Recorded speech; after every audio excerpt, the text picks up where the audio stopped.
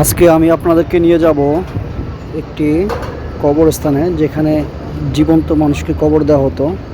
তো এই যে আপনাদের এখানে নিয়ে আসলাম, এই দেখেন, এই যে জুম করে দেখাইতেছি, এই যে কবর, এই যে কবরগুলো দেখা যাইতেছে। তো এইখানে জীবন্ত মানুষকে কবর দিত।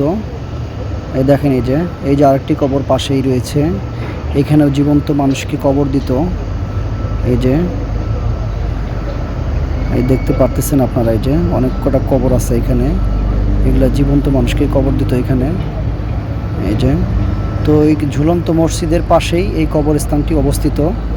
আপনারা যারা আসতে চান তারা এখানে আসতে পারেন, এবং অনেক বাংলাদেশি ভাইয়েরা আছে, এরা এই কবরটা খুঁজে পাচ্ছে না, তো তারা এই ভিডিওটা দেখেন, তাদের যারা উপকার হবে।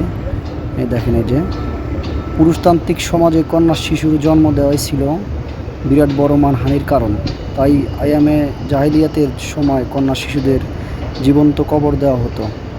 এই সেই কবরগুলো দেখেন আপনারা, এবং অন্যকে দেখার সুযোগ করে দিন।